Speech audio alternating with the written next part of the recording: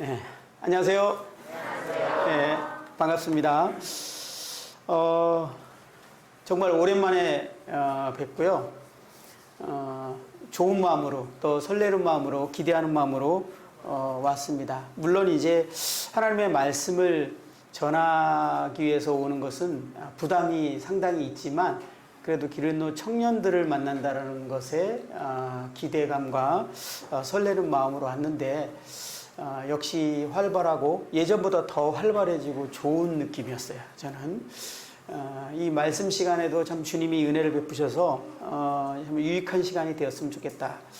너무 재밌게 놀아서 에너지 다 쏟아서 말씀 시간에 졸면 어떡하지 이런 걱정도 제가 했는데 제가 아까 식사하면서 잠깐 우리 소영님하고 얘기를 하다가 1시간 반을 하는데 우리 청년들이 시간도 그렇고 에너지 쏟고 그 힘들어하면 어떡하죠? 그랬더니 형님이 자신 있게 우리 청년들은 1시간 반 정도는 끄떡없다.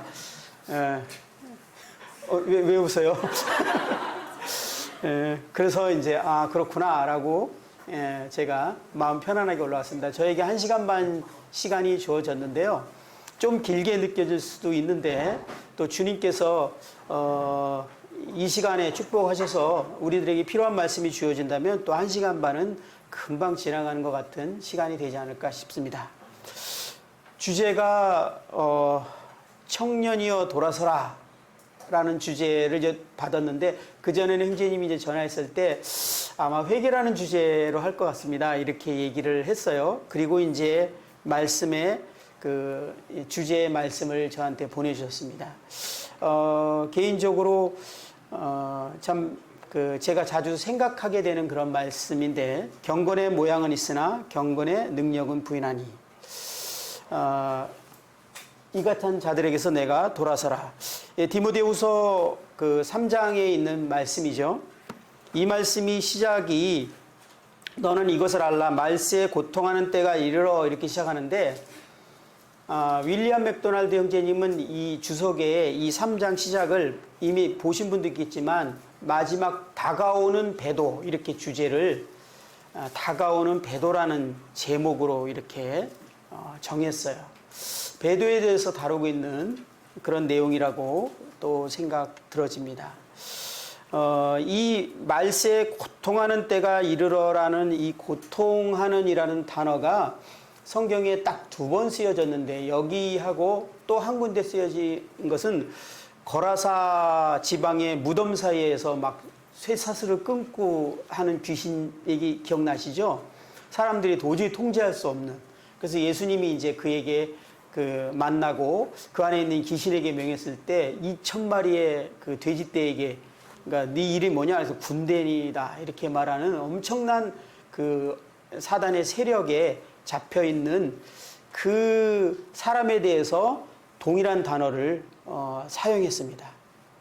마지막 때가 이렇게 사단이 활발하게 활동하고 힘을 쓰는 그런 시대에 이제 영향을 받을 것을 사도 바울이 미리 예언을 했던 이 말씀 중에 하나입니다. 그러면서 2절부터 이러한 증상들이 쭉 설명되어 있고 5절에 이제 우리가 오늘 주제로 다루게 되는 경건의 모양은 있으나 경건의 능력은 부인하니 이 같은 자들에게서 내가 돌아서라. 이 말씀을 자꾸 이렇게 몇 번 읽다가 고민이 됐어요. 여러분들에게 이 부분에 대해서 좀 이따 좀 질문하고 싶은데 먼저 이 부분을 주석을 한 몇 군데 찾아봤더니 엠마오 성경학교 교재에는 이 5절에 있는 내용을 이렇게 표현했어요. 언뜻 보기에 이들은 경건해 보입니다. 그러나 그들은 경건하지 않게 생활하기 때문에 외식하는 생활을 하고 있습니다. 얼뜻 보기에는 경건하답니다. 그들의 생활에서 하나님의 능력을 찾아볼 수 없습니다. 비록 기독교인으로 자처하기는 하지만 거듭난 적은 없는 자들입니다. 약간 충격적인 번역을 했습니다. 앞에까지는 찔리면서 그냥 읽을 수 있었어요. 얼뜻 경건해 보이지만 그들은 외식하는 것처럼 실질적으로 내면 세계에서는 그런 경건의 능력이 없는 모습을 얘기했는데 결론을 가서 거듭난 적이 없는 자들입니다. 모든 사람이 그렇다라는 것은 표현은 아니었지만 실제로 이런 사람들이 이 마지막 시대에는 있을 것을 사도 바울은 이미 오래전에 예언을 했습니다. 그리고 이 시대는 그런 시대가 온 것입니다. 그래서 제가 윌리엄 맥도날드 형제님 주석을 다시 한번 봤어요. 그랬더니 그들의 삶 가운데 하나님의 능력이 있다는 증거는 전혀 없다. 개혁은 있었을지 몰라도 중생은 결코 없었다. 개혁은 있었대요. 그런데 중생이 없었답니다. 또 충격적인 표현이었습니다. 이 시대에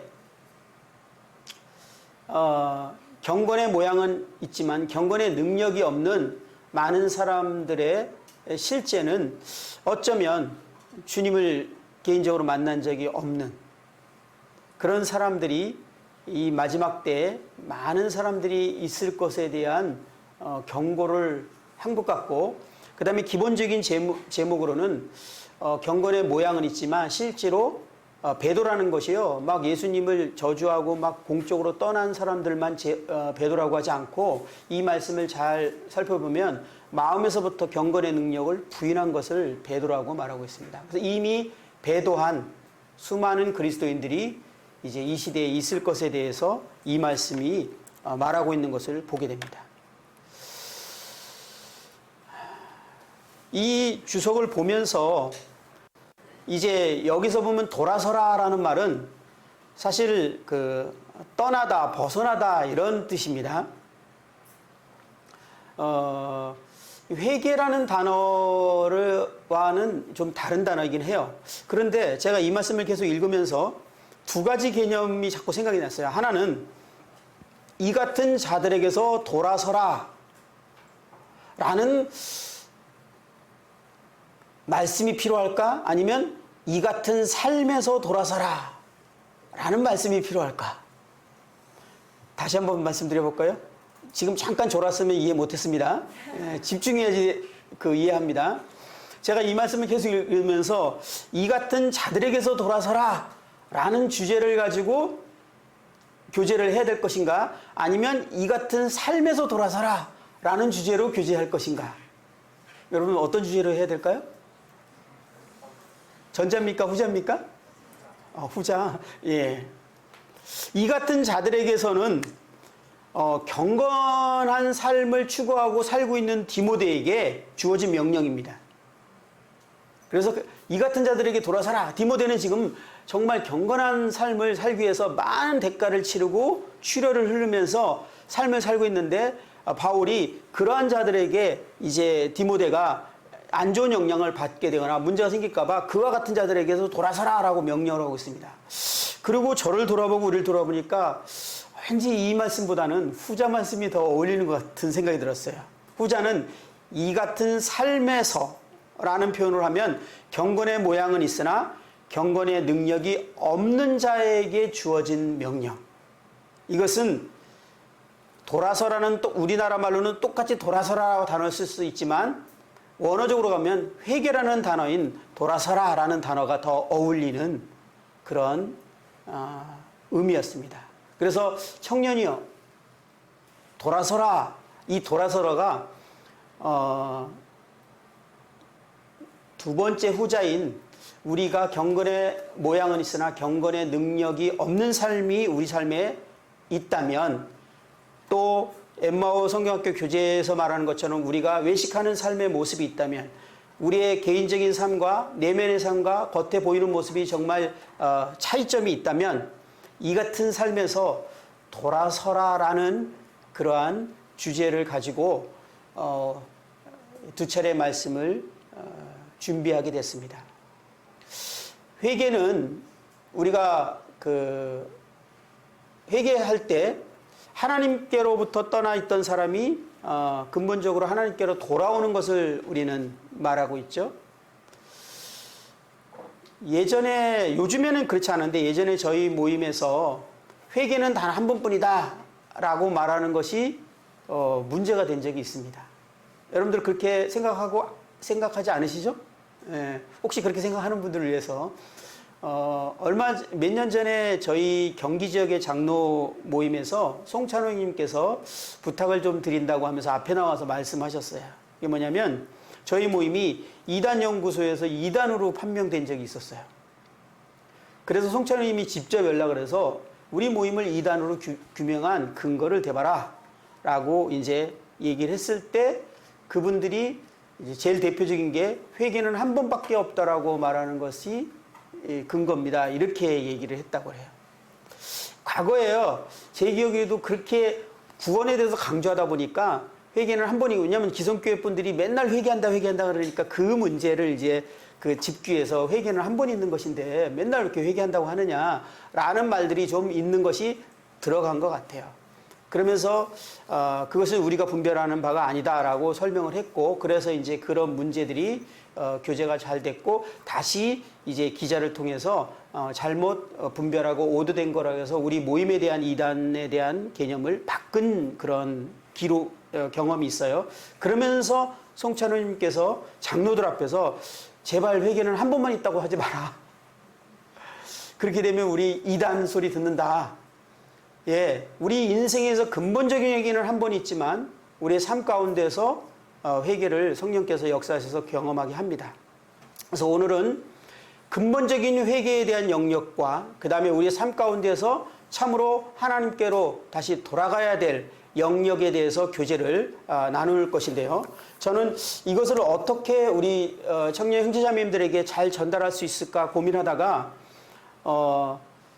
저의 그 회개의 경험을 통해서 이 간증과 함께 우리 형제자매님들에게 전하는 것이 가장 좋겠다라는 생각이 들어서 저는 이번 캠프에 시간이 되는 대로 저의 인생에 있어서 3차례 회개의 경험이 있었습니다. 물론 더 자잘한 회개의 경험이 있지만 저에게는 인생의 획을 긋는 3차례의 회개의 경험이 있는데 이 회개에 대한 경험에 대한 간증을 통해서 경건의 모양은 있으나 능력이 없는 이유, 그리고 이에 대해서 돌이키는 회개가 무엇인지에 대한 의미와 중요성에 대해서 나누고자 합니다. 그래서 우리 형제자매님들이 이 시간을 통해서 참으로 성령께서 역사하시는 시간이 되기를 바라는 마음으로 시작을 할까 합니다. 먼저 첫 번째 저의 회개의 경험은 당연하겠지만 인생에 있어서 단 한 번 하게 되는 구원과 연결된 생명을 얻는 회개에 대한 간증을 또 내용을 좀 다룰까 합니다. 이 부분에 오늘 이 캠프를 통해서 우리 청년 형제자매들이 속 시원하게 좀 정리됐으면 좋겠어요. 그래서 이 부분에 대해서 저의 간증을 하는 게 제일 좋겠다. 이렇게 해서 간증을 통해서 교제를 좀 나눌까 합니다. 그 전에 우리가 말씀을 생각해 보면 사도행전 11장 18절에 보면 그들이 이 말을 듣고 잠잠하여 하나님께 영광을 돌려 이르되 그러면 하나님께서 이방인에게도 생명을 얻는 회개를 주셨도다 하니라. 예, 생명을 얻는 회개. 우리가 생명을 얻기 위해서는, 거듭나기 위해서는 회개가 반드시 있어야 될 것을 말하고 있습니다. 사도행전 3장 19절에도 보면 그러므로 너희가 회개하고 돌이켜 너희 죄 없이함을 받으라. 이같이 하면 새롭게 되는 날이 주 앞으로부터 이를 것이요 라고 말씀하고 있습니다. 마가복음 1장 14절 15절에도 요한이 잡힌 후에 예수께서 갈릴리에 오셔서 하나님의 복음을 전파하여 이르되 때가 찼고 하나님 나라가 가까이 왔으니 회개하고 복음을 믿으라 하시니라. 회개하고 복음을 믿으라. 그 앞에는 회개하고 돌이켜 죄사함을 받으라. 그 앞에는 생명을 얻는 회개. 근데 제가요, 우리 저희 지금 가 있는 이천교회에 가자마자 중고등학생하고 청년들하고 개인적으로 대체적으로 쭉 상담을 해봤고 교제를 해봤어요. 그 전에도 그런 경험 많이 하고 제가 이제 최근 들어서 좀 이제 그런 것들을 시간을 많이 투자하지 못했지만 제가 20년을 넘게 가까이 청년들하고 이렇게 또 생활하고 있다 보니까 이런 부분에 관심이 있어서 또 중학생, 주일학교 아이들과 이런 부분에 좀 교제하다가 결국은 이 회개가 생명을 얻는 회개인데 이 회개 문제에 어려움을 겪고 있다는 걸 알고 이것이 문제가 되고 있다는 것에 대해서 결국은 확인하게 되고 느끼게 됩니다. 저의 구원 간증을 통해서 이런 부분에 좀 명쾌하게 정리가 되기를 바라는 마음으로 제가 이런 부분을 좀 간증을 할까 합니다. 성경에는 분명히 사도행전 20장 21절을 우리 잘 알다시피 유대인과 헬라인들에게 하나님께 대한 회개와 우리 주 예수 그리스도께 대한 믿음을 증언한 것이다 라고 말하면서 사도 바울은 이 회개와 믿음에 대해서 동전의 양면처럼 항상 얘기하고 성경이 실제로 그렇게 말하고 있습니다. 그런데 복음을 주로 위주로 듣게 되고 그것을 믿게 되고 그것을 확증하게 되는 쪽에 이렇게 균형을 잡지 못한 문제가 많은 문제들을 야기하고 있는 것들을 보게 됩니다.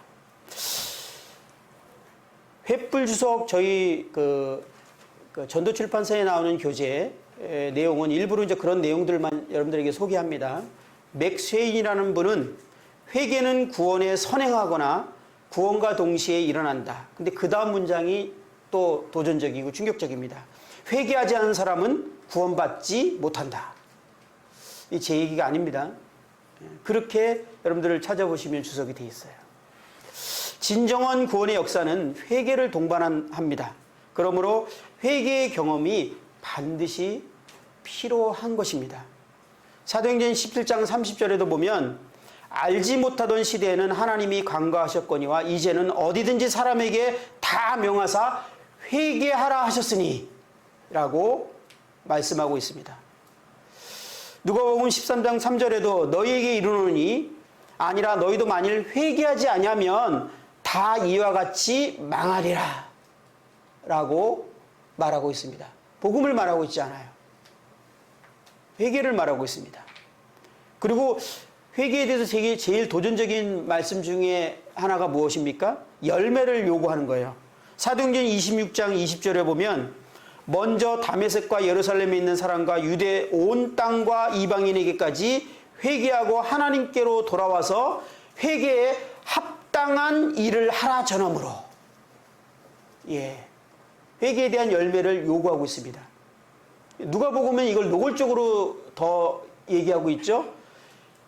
3장 7절 8절에 보면요. 요한이 세례받으러 나오는 무리에게 이르되 독사의 자식들아 누가 너희에게 일러 장차 올 진노를 피하라 하더냐. 그러므로 회개에 합당한 열매를 맺고 속으로 아브라함이 우리 조상이라 말하지 말라. 내가 너희에게 이르노니 하나님이 능히 이 돌들로도 아브라함의 자손이 되게 하리라. 요한은 회개의 열매가 맺지 않은데 자기가 아브라함의 자손, 이 아브라함의 자손이라는 의미가 뭡니까? 하나님의 백성이라고, 하나님의 자손이라고 스스로 믿고 있는데 그거에 대해서 도전했어요. 그 이어지는 말씀이 무엇인지 압니까? 이미 도끼가 나무 뿌리에 놓였으니 좋은 열매 맺지 아니하는 나무마다 찍혀 불에 던져지리라. 회개에 합당한 열매를 보고 그것을 평가한다라고 말하고 있습니다. 그것으로 도전을 했어요. 진정한 회개가 일어나면 그 열매로 나타난다라는 겁니다. 대표적인 예가 금방 우리가 주일학교 때 제일 많이 들었던 내용이니까 삭개오입니다. 누가복음 19장에 보면 삭개오의 집에 예수님이 들어가죠. 삭개오가 이렇게 말합니다. 주께 여짜오되 주여 보시옵소서 내 소유의 절반을 가난한 자들에게 주겠사오며 만일 누구의 것을 속여 빼앗은 일이 있으면 내 갑절이나 갚겠나이다 란 말이 끝나자마자 예수님이 뭐라고 하시죠? 예수께서 이르시되 오늘 구원이 이 집에 이르렀으니 이 사람도 아브라함의 자손이미로다. 예수님이 물론 그 마음에 말을 하지 않아도 아십니다. 그런데 예수님이 이 회개에 합당한 열매를 딱 간증했을 때 사람들 앞에서 삭개오를 구원받은 사람으로 이렇게 아브라함의 자손으로 평가하고 있는 것을 볼 때 참으로 도전이 됩니다. 그런데도 회개에 대해서 알 듯하면서도 모호하거나 뭔가 결정적으로 그것이 어떻게 이루어지고 어떤 개념인지에 대해서 잘 모르는 경우를 제가 종종 보게 되면서 저의 간증을 통해서 이해를 좀 돕고자 합니다. 참고로 참된 회개는 하나님의 역사입니다. 누가복음 5장 32절에 보면 내가 의인을 부르러 온 것이 아니요 죄인을 불러 회개시키러 왔노라. 주님께서 회개시키러 오셨다고 합니다. 주님께서 우리에게 찾아오실 때 먼저 하시는 일은 우리로 하여금 회개하게 하는 일을 하신다는 겁니다. 디모데후서 2장 25절에 보면요. 거역하는 자를 온유함으로 훈계할지니 이것은 구원에 대한 회개가 아닌데요. 혹 하나님이 그들에게 회개함을 주사 진리를 알게 하실까 하며 하나님이 그들에게 회개함을 주사라고 이렇게 표현하고 있어요. 자, 그래서 여러분들에게 이렇게 단어를 써보겠습니다. 여기 계신 모든 청년 형제자매님들 생명을 얻는 회개를 경험하셨습니까? 이것은 정말 중요한 얘기입니다. 그냥 넘길 얘기가 아니에요. 회개를 경험하셨습니까? 이 부분에 대해서 이 시간에 잠시 생각해보는 시간이 됐으면 좋겠습니다. 만약 그런 경험이 없다면 자신 안에 성령이 계시는지 새로운 생명이 와 있는지에 대해서 확인해 보셔야 됩니다. 저희 구원 간증을 좀 해보고자 하는데요. 저는 중학교 때 처음으로 친구에게 끌려서 교회를 그냥 갔어요. 저희 집은 아무 기독교적인 배경이 없는 정말 예수님이 실존하는 인물인지조차도 모르는 저는 완전히 배경이 없는 가정에서 태어났고 중학교 시절까지 있다가 중학교 때 친구에게 끌려서 교회를 한번 가본 게 첫 교회를 발 디딘 것입니다. 그리고 제가 처음 발 디딘 곳은 장로교였어요. 그리고 25살에 제가 구원을 받았습니다. 처음에는 학생 때 교회를 나갔는데 교회를 나가는 이유가 뭐 구원이고 뭐고 예수님이 이 세상에 존재했는지도 모르는데 그게 뭘 알겠어요. 그런데 가는데 여학생들이 있더라고요. 우리 때는 여학생들과 남학생들이 이렇게 함께 어울려서 같은 공간에서 자연스럽게 있을 수 없는 시대였어요. 제가 좀 나이가 있습니다. 근데 교회는 그것이 자연스러워서 야, 여기 좋은 세상이다. 그래서 이제 교회를 고등학교 내내 그냥 친구들과 여학생하고 같이 어울리는 재미로 다녔는데 아무리 그래도 설교를 매번 듣고 교회 생활을 하다 보니까 이제 하나님이 계시다는 내용, 천국, 지옥이 있다는 내용이 자꾸 귀에 들어오는데 어느 날부터 이제 저에게는 고민이 되기 시작했어요. 이거 진짜 있으면 안 되는데? 진짜 있으면 이렇게 내가 신앙생활하면 안 될 것 같은데 이 고민이 되면서 내가 구원을 받은 사람인지 아닌지에 대한 궁금증이 점점 생기면서 이제 저를 괴롭히는 수준까지 이르기 시작했어요. 근데 알 수가 있어야지 구원 받았는지. 왜냐하면 제가 다니던 그때 지금도 지금은 많이 좋았지만 그 당시에는 이 복음을 교회가 거의 전해주지 않았고 하나님이 택한 사람은 구원 받을 거고 그렇지 않으면 구원을 못 받을 거라는 장로교 교리가 주류를 흘렀기 때문에 내가 하나님이 택한 받은 사람인지 아닌지를 궁금해했고 그래서 구원을 받은 건 죽어봐야 알 것 같고 이래갖고요 구원에 대해서 정말 저를 힘들게 많이 했어요.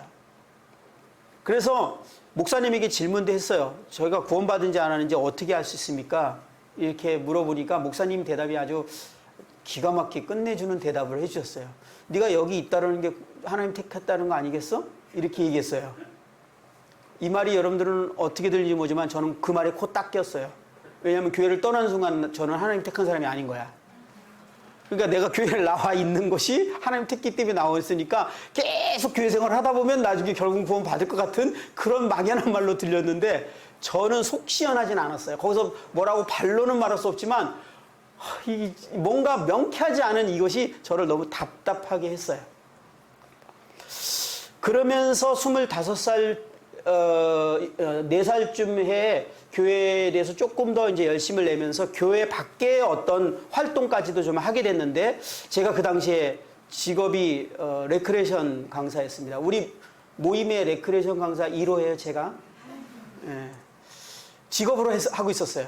그러다 보니까 좀 외부의 이제 선교단체에서 그런 간사로 저를 이제 이렇게 쓸 수 있는 좋은 조건을 가졌기 때문에 그런 봉사를 하게 됐는데, 그곳에 이제 봉사를 하던 중에, 다음해 이듬해인 1월에 간사들 수련회를 간다라고 이렇게 해서, 강화도에 있는 만이산을 강화도 수련회를 갔습니다. 나중에 알았지만, 거기 있는 분의 총무님과 몇몇 분들이 모임의 형제자매님들이셨고, 기성교회에서 간사들이 몇 명이 와서 이렇게 저도 이제 기성교회 사람이니까 와서 봤을 때 이들에게 복음이 필요하다고 생각하니까 복음을 전하려고 수련회를 했던 거예요. 그래서 저는 그냥 교사, 수련회인 줄 알고 가서 말씀을 전한다고 그랬는데 그 말씀이 복음을 전하는 거였어요. 제가 어떤 내용인지 잘 기억은 안 납니다. 하도 오래되니까. 30몇 년 전 얘기예요. 근데 다른 건 모르겠는데 예수님이 십자가에 달리신 이유에 대해서 정확하게 설명해 주셨어요. 그것이 나의 모든 죄를 해결하기 위해서 돌아가셨다는 사실을 전해줬는데, 저는 복음을 정확하게 맥락 있게 들은 것이 아마 그때 처음이었던 것 같아요. 그랬을 때 제가 너무 놀랍고 감사한 말씀이었어요. 그리고 복음을 전한 다음에 저한테 이 사실이 믿느냐고 했을 때 아마 제가 그렇게 질문한 그 문장은 정확하게 기억하지만 그 질문했을 때 내가 이 사실을 믿는다고 했어요. 왜냐하면 저는 거부할 이유도 없었고 감사한 말씀이었어요. 그러니까 그분이 그러면 구원받은 거라고, 그러면서 같이 기도하자고, 그래서 기도하는데 너무나 감사해서 제가 막 눈물이 나왔어요. 그 다 큰 청년인데 주변 다른 사람들은 반응을 안 했는데 저만 반응한 거예요. 거기 여러 명이 간사가 있었는데 저만 그렇게 반응하니까 저에게 질문하고 저를 중심으로 그냥 기도를 했는데, 다른 사람들은 그냥 멀뚱멀뚱하게 기도 끝냈는데 저는 그 기도를 하면서 다른 사람들이 있는 앞에서 막 울었어요. 제가 감사해서. 그러니까 끝나고 나서 축하한다고 그러니까 막 너무 마음이 기뻤어요.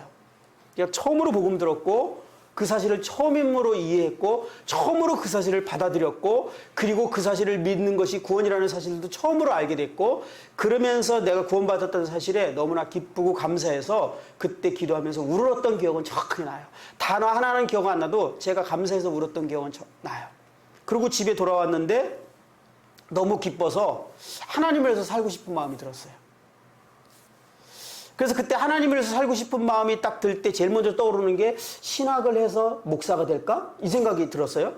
근데 저희 가정 형편이 어려웠기 때문에 신학교를 다시 가려면 비용이 들기 때문에 그것을 엄마하고 살짝 의논을 해봤지만 가정 형편상 어렵다는 걸 알고 그것을 접게 됐고, 이제 그냥 하나님을 위해서 열심히 살고 내가 정말 하나님이 기뻐하시는 대로 살아야겠다. 이 죄를 짓지 않고 그 다음에 하나님이 원하시는 기뻐하는 뜻대로 살아야겠다라는 그런 마음의 결심을 하고 시작한 게 1987년 1월이었습니다. 여러분 대부분 태어나기 전인가요? 네. 제가 정말 기뻤습니다. 제가 왜 기뻤는지 혹시 아세요? 제가 정말 기뻤다니까요. 그리고 주님에서 살라고 했어요. 다시 정확하게 말해서 제가 구원받았다는 사실이 너무나 기뻤어요. 제가 지금 쓰는 단어는 의미심장한 단어니까 잘 들으셔야 됩니다. 그리고 제가 어떻게 마음을 먹었냐면, 제가 주로 그 당시에 짓는 죄는 제가 좀 이렇게 얌전하고 착한 사람이기 때문에 막 사고치고 그런 사람이 아니니까 특별히 저에게 걸리는 죄가 없었는데, 청년이 되다 보니까 정욕이 있잖아요. 그래서 자꾸 음란한 생각을 하거나 그러한 부분에 대해서 제가 양심에 되게 힘들었어요. 그 부분에 대해서 하나님 앞에 이제 더 이상 죄를 짓지 말아야겠다라는 결단을 했고, 교회는 열심히 다니고 열심히 섬겨야겠다라는 결정을 하고 1년을 이제 1월 달을 시작했는데, 그 한 해 저는 처절하게 삶을 실패하고 말았습니다. 저는요, 죄를 이길 수가 없었어요. 죄를 이기는커녕 처음으로 내가 죄를 이겨보려고 결심해서 했는데, 아침에 눈을 떠서 눈을 감을 때까지 음란한 생각조차 하지 않으려고 그러고, 이쁜 여자가 지나가면 안 쳐다보려고, 왜냐면 보면 생각이 나니까 안 쳐다보기로 결심하고 길거리에 있는 뭐 어떤 그런 나를 유혹할 만한 걸 안 쳐다보기로 결심하고 정말 눈을 감을 수는 없으니까 앞만 보고 그런 생각 안고 살려고 이렇게까지 내가 결심할 만큼 하나님께 감사했어요. 그랬는데 하루 종일 그 생각만 했어요. 여러분들 죄를 안 지려고 해본 사람만 제가 말하는 의미가 무엇인지를 알아요. 여러분 이런 경험을 안 해보신 분은 하나님 앞에 정직해 본 적이 없는 것이고 하나님 앞에 정말 살아본 적이 없는 사람들이세요. 눈 떠서 눈 감을 때까지 저는 음란했어요. 저는 하나님 앞에 음란하지 않으려고 결심을 했고 결단을 했고 모든 방법을 다 동원해서 진짜 그 죄를 이기려고 했는데 눈을 떠서 눈을 감을 때까지 저는 완전히 음란했어요.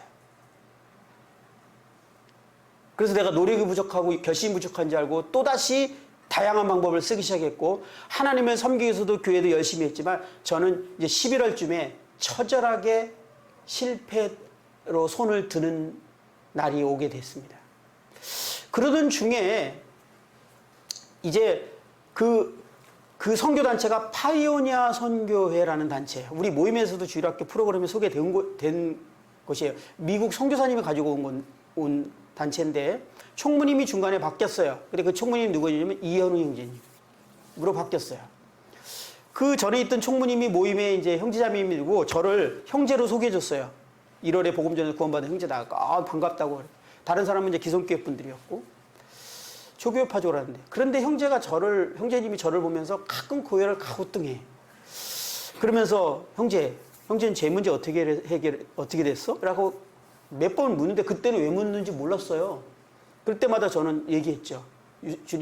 예수님께서 나의 모든 죄를 십자가에 가져가셨기 때문에 난 더 이상 죄가 없습니다. 그러면 또 고개를 갸우뚱하고 알았어. 근데 그걸 두세 번을 질문을 받을 때 왜 이런 질문을 하는지 몰랐는데 급기야는 이제 여름쯤에 나하고 성경 공부 좀 하자. 이렇게 했는데 성경 공부가 바로 이 복음을 전하기 위한 다지기 작업의 교재였는데 저는 몰랐죠. 그냥 성경 공부를 하니까 좋아서 했어요. 되게 재밌는 시간이었고 좋은 시간이었어요. 11월에 그때 특히 제가 이상했던 것은 내가 그 당시에 여자친구를 사귀고 있었는데 결혼 전제로 여자친구를 사귀고 있었는데 이 친구를 그 이현우님한테 소개해주고 맨날 같이 데리고 갔어요. 이현우님이 이해가 안 가는지 구원받았다고 하는데 여자친구를 맨날 사귀고 데리고 와. 그리고 구원받았다고 하는데 저희 교회를 다니는데 그거에 대해서 뭐 어려움이나 어떤 그 말을 표현하는 거를 못 듣겠어. 여러 가지가 좀 제가 이상했던 것 같아요. 그래서 그 친구도 같이 공부를 했어요. 공부를 하고 이제 11월 날짜도 잊을 수 없어요. 11월 16일. 그날은 오늘은 성경 공부보다는 내가 말씀 좀 전하겠다고 하면서 형제님이 말씀을 딱 전했는데 그 말씀이 기억이 하나도 안 나는데 은혜로웠어요. 우리 기성께서 많이 쓰는 단어 은혜 받았어요. 되게 좋았어요. 그리고 좋다. 그리고 내려오는 길에 계단에서 기억은 안 나지만 제 여자친구에게 상처를 딱 줬어요. 무슨 말을 해서 또 눈물 글썽. 제가 자주 울렸거든요. 못된 사람이 아닌데 나도 모르게 자꾸 이렇게 마음을 건들거나 안 좋게 하는 행동을 하면서 나도 안 그러려고 그러는데 자꾸 이렇게 했는데 그때 딱 눈물을 흘리는 모습을 딱 보면서 저에게 신기한 경험이 생겼는데 그때 성령께서 딱 조명을 해주신 거거든요. 이거는 나는 근본적으로 사랑을 할 수 없구나라는 자체를 그때 딱 깨달았어요. 여러분 이해하고 아는 거 아닙니다. 그냥 진짜 조명이 돼서 딱 깨달아졌어요. 그 순간 두 번째 이어서 딱 깨달은 게 뭐냐면 나는 죄를 이길 수 없구나. 근본적으로 모든 것 자체가 그냥 아예 나는 썩어 있구나라는 걸 딱 깨달은 순간 그 깨달음이 얼마나 충격적인지 저는 지금도 그 30년이 넘은 그날을 잊을 수가 없어요. 너무 충격적이었어요. 제가 그런 사람이라는 것을 누가 메시지 전해주거나 얘기해서 안 거 아닙니다. 성령님이 딱 조명해 주는데 그 전에 그렇게 메시지로 내가 죄인이라는 사실 또 뭐 말하면 얘기해 주잖아요. 다 이해했어요. 그거하고는 완전히 달랐어요. 그게 그냥 근본적으로 깨달아졌어요. 그리고 너무나 큰 충격에 그 친구를 어떻게 먼저 보냈는지도 기억 안 나요. 그냥 보냈고 저는 혼자 걷고 있는데 그런 내가 너무 싫고 이런 내가 죄 덩어리인 자체가 너무 싫어서 막 깡패를 찾은 거야. 누구한테 좀 두드려 맞고 싶다. 내가 너무 싫은데 나를 때릴 수는 없으니까 주변에 깡패를 막 찾았어. 시비 걸어서 좀 맞고 싶어서. 내가 너무 싫으니까. 근데 주변에 깡패도 없더라고, 그때는, 그날은. 그러면서 막 걸어가는데 눈물이 막 나와. 너무 어떻게 할 수가 없어. 그러면서 차가 막 지나가는데 여기 뛰어들어서 차라리 죽을까? 내가 이렇게 해서 앞으로 계속 사느니 차라리 죽는 게 낫지 않을까? 저는요, 구원받았잖아요. 구원받은 사람이잖아요. 그런데 죄를 이길 수 없고 근본이 다 죄 덩어리고 이것을 딱 깨달으니까 그럼 앞으로는 나는 아무리 노력하고 아무리 애써도 결코 죄를 이길 수 없는 근본적인 뿌리까지 완전히 부패한 죄인이라는 걸 깨달으니까 미래를 사는 것 자체에 희망이 사라져버렸어요. 죽고 싶더라고요. 그런데 희한하지? 자살을 딱 하려는데 자살하면 지옥 갈 것 같아. 이거 어디서 나온 논리인지 모르겠는데 기성교회는요, 자살하면 지옥 간다는 말을 많이 해요. 그래서 그런지 지옥과 같아서 자살을 못 하겠더라고요. 그리고 꽤 먼 거리를 눈물 반, 힘든 반으로 집에를 걸어가서 집에서 이제 내 방에서 잠을 자려는데 잠을 잘 수가 없는 거예요. 잠이 오질 않아요. 그래서 새벽 2시쯤 됐을 때인데 이제 앉아서 일어났어요. 일어나서 앉았는데 나올 때 나는 그게 내 손에 줬는지도 모르는데 이현웅님이 새생명의 사람들이라는 잡지책이 있어요. 그 당시에 모임에서 나온 책인데 그걸 제 손에 줬더라고요. 일어나서 앉았는데 내 앞에 있는 걸 봤어. 그 책을 폈어요. 그냥 잠이 안 오니까 뒤적뒤적 넘기는데 간직문 하나가 딱 제목이 있는데 제목이 뭐냐면 죄에서 자유치 못한 나에게. 이야, 이거 딱 내 얘기야. 어떻게 이런 제목이 있지? 그래서 그 내용을 읽어갔어요. 근데 지금 그 내용이 뭔지 기억 하나도 안 나요. 그런데 그 내용 자체는 맞아, 나하고 똑같네? 도저히 죄를 이길 수 없고 죄 덩어리네? 라는 내용들을 쭉 읽다가 갑자기 그런데 이 문제가 해결됐다라는 말로 딱 전환되더니 거기에 박스에 갈라디아 2장 20절 한 구절이 딱 적혀 있었어요. 그런데 제가 갈라디아 2장 20절을 딱 보는 순간 저에게 놀라운 일이 일어났어요. 그 1월 달에 들었던 복음과 그 전에 그래도 교파 다니면서 이렇게 주워 들은 내용들이 있잖아요. 찬송가면. 이 내용들이 구슬이 이렇게 흩어진 게 바늘을 쫙 껴서 목걸이가 딱 되듯이 내용이 쫙 정리되면서 처음에는 딱 눈에 들어온 게 뭐냐면 내가 죽었다고? 이렇게 싫어하고 미워한 내가 죽었다고? 이게 먼저 확 들어왔어요. 이게 너무나 놀라운 내용이었어요. 그런데 그 내용을 보면서 성령께서 이것이 복음으로 딱 연결되면서 복음하고 이 말씀이 연결되면서 복음이 쫙 뚫리는 듯이 깨달은 듯이 딱 정리가 됐어요. 잊을 수 없는 그날 17일이죠. 왜냐하면 17일이었기 때문에 16일에 할 그 사건을 알아. 11월 17일. 그때 저는 그것이 구원받았다라고 생각하지 않았어요. 왜냐하면 구원은 그 전에 받았으니까. 그런데 그 희한해요. 그러니까 모임에서 안 자랐기 때문에 이런 게 잘 정리 안 돼 있을 수도 있어. 제가 이 순간 죽어도 나는 하나님 곁에 가겠구나라는 100% 확신이 그때 왔어. 누가 나한테 뭐 구원 받았니 뭐니 이 설명 해주지 않았어요. 그리고 나의 죄의 문제가 완전히 해결된 이 99가 아니라 100이라는 개념이 딱 그날 정리가 됐어요. 그리고 내 마음 가운데 기쁨과 평안과 이것이 밀려오기 시작하는데 정말 너무 기뻐서 밤을 꼬박 샜어요. 아침에 일어나서 이 간증을 이현우님한테 해줘야 될 것 같은 거야. 내가 놀라운 체험을 한 거잖아요. 놀라운 체험을 했다는 걸 간증하려고 이제 아침에 딱 들었는데 11월 17일이니까 김장철. 우리 어머니가 나가려고 그러는데 얘야 김장 2개만 땅에 묻고 가라 그러는 거야. 난 지금 막 이거 간증하고 싶어서 죽겠어. 제가 예전 같으면 제가 막내거든요. 5남매 막내인데 그러면 엄마한테 짜증을 확 냈을 거예요. 그런데 예 알았습니다 엄마. 나도 그래놓고 깜짝 놀랐어.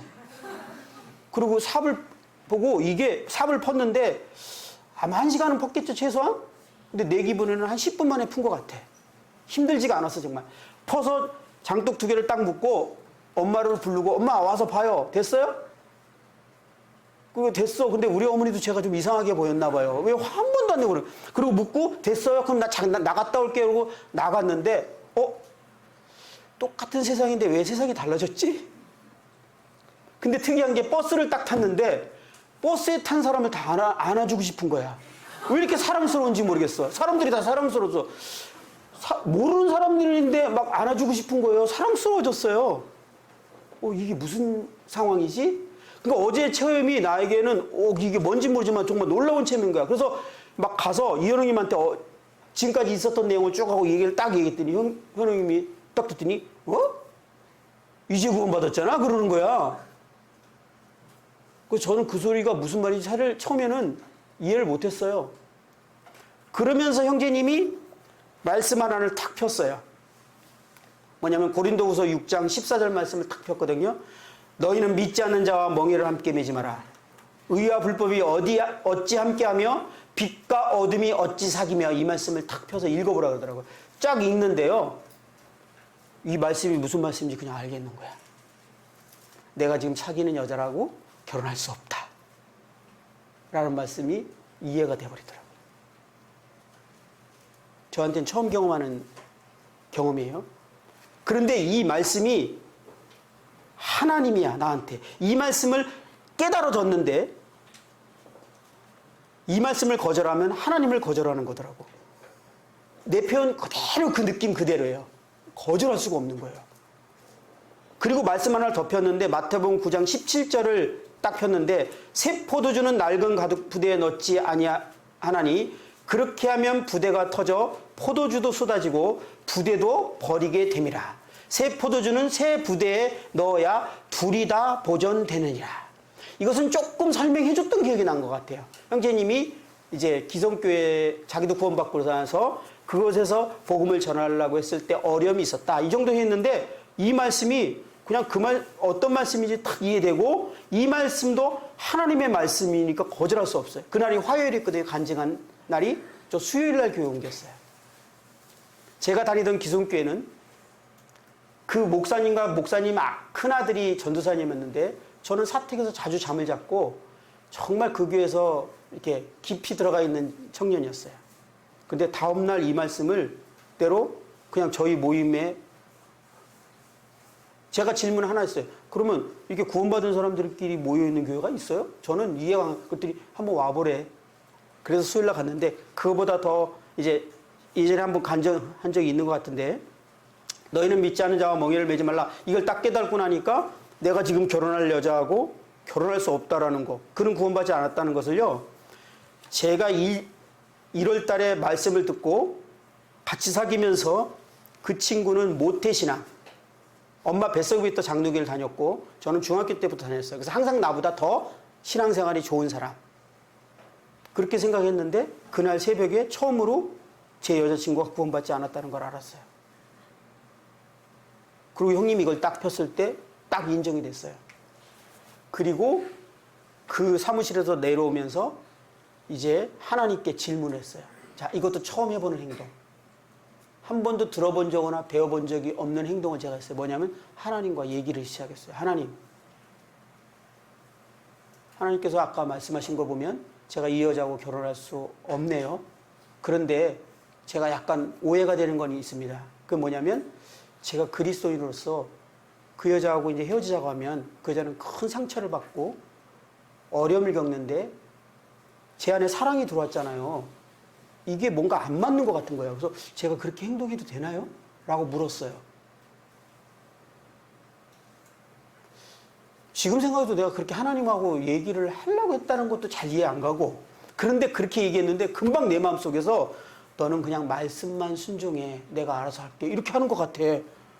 그래서 그 자리에서 보니까 공중전화가 있었어요. 30몇 년 전이에요. 핸드폰 없을 때. 전화를 했지. 그래서 지금 좀 만나자. 만나서 같이 점심을 먹으면서 간증을 쭉 했어요. 어제 있었던 일을. 그리고 나는 구원받았고 넌 구원받지 않았기 때문에 우리는 이제 여기서 정리를 해야겠다. 엄청난 충격을 받았죠. 그리고 이제 한 번쯤은 그래도 이현웅님 만나서 상담할 기회는 줘야 될 것 같아서 데려가서 상담을 이렇게 시켰는데 이현웅님이 상담을 한 2시간 하더니 준비가 안 된 것 같아. 이렇게 해서 여기서는 이제 끝이구나. 그리고 정리를 했어요. 여러분들 지금 제 간증을 어떻게 듣고 있습니까?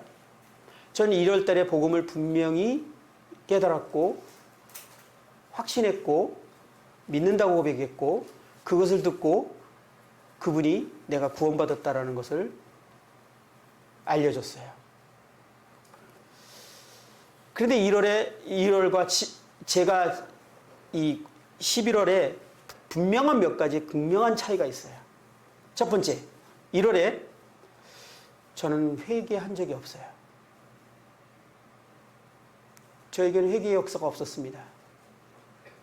그때 제가 무슨 죄를 깨달았거나 죄 때문에 곧 깨달음이 있거나 죄로 인해서 회개해야 되는 그런 기억은 기억도 안 나요. 근데 복음은 정확하게 이해했어요. 감사했어요. 놀라웠어요. 처음 듣는 내용이니까. 여러분들 맨날 듣지만 기독교 다니는 사람 입장에서는 이 복음이 너무나 놀라웠거든요. 제가 그걸 받아들였어요. 근데 왜 이렇게 기뻤는지 아세요?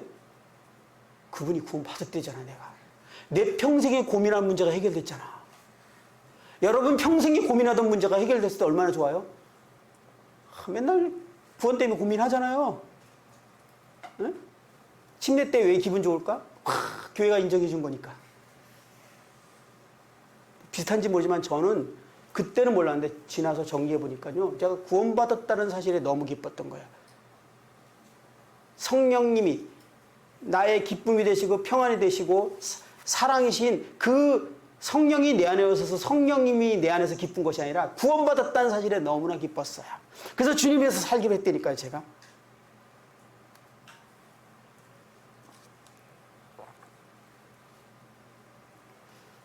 그리고 그 말씀을 전하는 분도 완벽하게 쏘갔죠, 저한테. 왜냐면 저는 너무 순수하게 그대로 받아들이고 기도할 때 감사의 눈물까지 흘렸으니까. 여기서 결정적인 건 저는 회개의 역사가 없어서 생명을 얻는 회개 없었습니다. 11월에 제가 죄를 깨달은 건 이해한 게 아니에요. 여러분들 이해한 게 아니에요. 어떻게 여자친구 한번 눈물 찌끔하게 했다고 내가 근본적인 그 사랑이 없는 것과 뿌리까지 다 썩은 걸 어떻게 그걸로 다 이해해? 그건 설교를 하더라도 몇 시간을 들어야지 이해할 수 있을까 말까 하는 그 수준에, 아니 몇날며칠을 들어야지 이해할 수 있는 그 깨달음의 수준이 순간적으로 저에게 딱 깨달아지면서 아, 나는 근본적으로 사랑 못하는 거구나. 그동안 사랑해보려고 노력 많이 했거든요. 왜? 상처 줘놓고 후회했거든요. 내가 결혼할 친구인데 저러면 안 된다는 거 내가 못된 것 같아요. 그래서 안 하려고 했는데 가면 또 그러고 있는 거야. 그래서 또 노력하고 또 노력해봤거든요. 그리고 내가 음란한 생각 안 하려고 얼마나 노력을 해봤는지 몰라요. 아까도 말했지만 24시간 내가 눈 감고 눈 뜰 때까지 노력하다 보니까 그냥 내내 죄 가운데 살 수밖에 없었거든요. 그런데 성령님의 조명을 통해서 제가 그 사실이 싹 이해됐어요. 정말 정확하게 이해됐어요. 저는 그것이 너무나 충격적이고 좌절이 됐고 너무나 내 마음이 어떻게 감당할 수 없어서 정말 집에 가서 잘 수가 없어서 하나님께 제가 도움을 구할 수밖에 없었어요. 그럴 때 성령께서 이 복음을 다시 한번 깨닫게 됐는데 그때 무슨 일이 생겼죠? 제 안에 생명이 왔습니다. 성령님이 오셨어요. 생명을 얻게 하는 회개. 생명을 얻게 하는 회개. 회개하고 돌이켜 죄 없이 함을 받으라. 저에게 생명을 얻게 하는 회개를 경험케 성령께서 해주시고 생명이 내 안에 오고 성령님이 내 안에 오시면서 제일 먼저 저한테 일어나는 것은 환경이 바뀐 게 하나도 없는데 내 마음 가운데 모든 상황이 다 만족으로 바뀌었어요. 환경이 하나도 바뀐 게 없어요. 저희 집은 정말 찢어지게 가난했고요. 제 상황은 하나도 너무너무 어려운 상황이어서 그거는 시간상 제가 말씀 안 드린 거예요. 그런데 그것은 하나도 바뀐 것이 없지만 성령님이 내 안에 오시면서 그것은 저에게 아무런 문제가 되지 않았어요. 그리고 제가요, 사랑이 와버렸어요. 아니, 버스 타는데 왜 이렇게 사람들이 이뻐?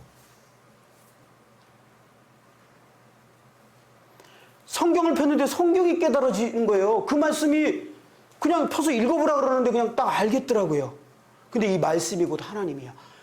이 권위가요, 저에게 도저히 이걸 거절하면 내가 하나님 거절하는 거하고 똑같더라고. 이 말씀을 알겠지만 못하겠다고 하면, 그러니까 결혼할 사람을 내가 버려야만 했다니까요.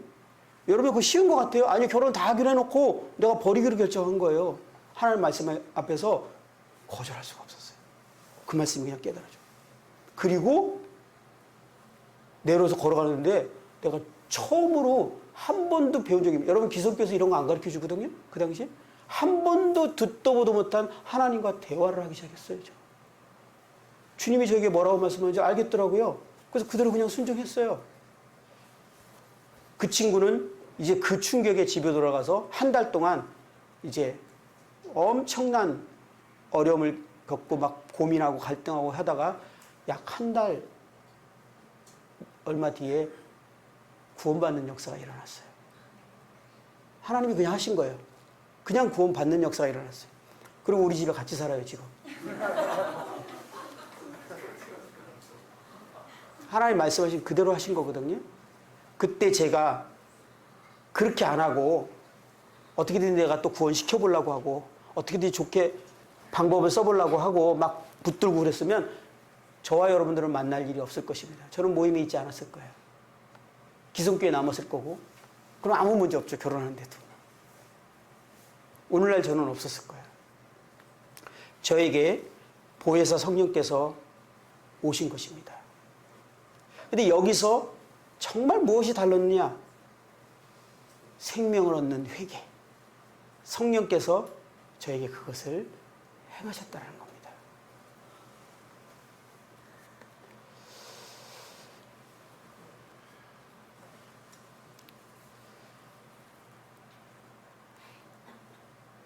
저희 간증이 여러분들에게는 어떻게 들리는지 모르지만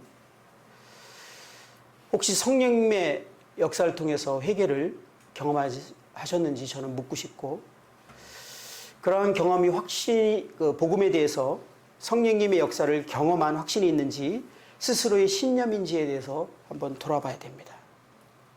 그리고 내 안에 정말 진정한 생명이 왔는지. 제가 그리고 교회를 화요일날 딱 갔는데요. 이야, 성도님들이 다 천사처럼 보이더라고요. 천사 같았어요, 진짜로. 1월 달에 복음을 믿군요. 지금 내가 말하는 증상 중에 그 어떤 것도 제가 제대로 경험한 게 없는 것 같아요. 교회 열심히 다녔어요. 그러고 나서 10개월 동안 내가 열심히 하기로 결정했으니까 얼마나 열심히 다녔겠어요. 그리고 삶에 대해서도 얼마나 노력했겠어요. 그러나 생명이 제 안에 오지 않았기 때문에, 성령님이 제 안에 오지 않았기 때문에 저는 그렇게 살려고 했지만 살 능력이 없었어요. 우리가 진정한 회개가 일어나고 주님에서 살고자 하면 이제 그 삶의 증상이 나타나기 시작하거든요. 그런데 복음을 통해서 성령님이 오시지 않으면 그런 살 능력이 우리 안에 없기 때문에 살 수 없습니다. 우리가 그렇게 살게 하는 능력은 성령님이십니다. 근데 성령님은 언제 오신다고요? 생명을 얻는 회개 통해서 역사하시는 것입니다. 고린도후서 13장 5절 우리가 잘 알다시피 너희는 믿음 안에 있는가 너희 자신을 시험하고 너희 자신을 확증하라. 예수 그리스도께서 너희 안에 계신 줄을 너희가 스스로 알지 못하느냐. 그렇지 않으면 너희는 버림받은 자니라 라고 말씀하셨습니다. 이것처럼 우리가 만약에 경건의 능력이 없고 이 경건의 모양은 있지만 경건의 능력이 없는 것이 생명을 얻는 회개를 경험한 적이 없다면 이 부분에 대해서 우리는 진지하게 생각해 보셔야 됩니다. 이것을 진지하게 생각하고 고민한다고 해서 절대 낭비하는 시간이 아니고 이것은 10번이고 100번이고 정말 고민하고 생각해 봐야 될 문제라는 겁니다. 마지막 때에 특히 우리 모임에 있는 우리 형제자매님들은 이 생명을 얻는 회개가 없는 복음만을 받아들여서 정말 내 안에 경건의 능력이 없는데 경건의 삶을 살려고 얼마나 고통스러운 시간들을 보내고 있는 사람들이 곳곳에서 나타나는지 이 부분에서 우리가 스스로 돌아볼 필요가 있습니다. 시간 관계상 두 번째 간증을 할까 합니다. 두 번째는 이 두 번째 제가 회개에 대해서 경험하게 된 내용은 구원받고 난 이후에 있는 내용이었습니다. 저는 구원받은 후에 진짜 이제 주와 복음을 위해서 나의 모든 생애를 드려야겠다라는 마음으로 열심으로 섬기면서 이제 삶을 살기 시작했습니다. 저 구원받으니까요. 구원받고 나서 이렇게 그 뭐랄까 처음으로 그 이혼했는데 간증하러 가는 그 길에 너무너무 생생한데 유혹이 안 들어오는 거야. 뭐 이쁜 여자? 무슨 그림? 이것이 저한테 전혀 유혹이 안 되는데 그래서 저는 우와 이런 삶을 내가 살게 되는 거야? 어제 새벽에 간증이 뭔지 모르지만 너무 특별한 그 죄의 욕구가 꼭 사라져서 저는 이렇게 평생 살 줄 알고요. 엄청 기대했어요. 예. 진짜 왜냐면 그냥 죄가 싫어졌어요. 그런데 저에게 이제 또 문제가 생기는 것을 느끼게 했는데 이 주와 복음을 해서 나의 모든 생활을 드리겠다라는 마음으로 열심으로 섬기고 살았는데 몇 년의 시간이 흐르면서 저의 신앙생활에 다시 의문이 생기기 시작했습니다. 저는 여전히 교회를 열심히 섬기고 있고 사람들에게 인정을 받고 있었지만 저의 삶은 점점 이중적인 생활이었고 되어가고 있고 외식하는 삶으로 점점 되어가고 있는 것을 저는 느끼고 있었어요.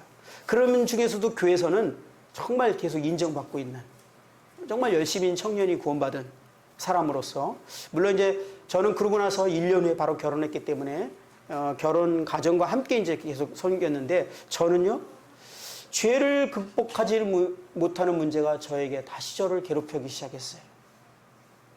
그리고 부부간의 갈등이 있었는데 이 갈등이 있는 과정에서 내가 아내를 사랑할 능력이 없는 것을 또 경험하면서 너무 힘들었어요, 제가.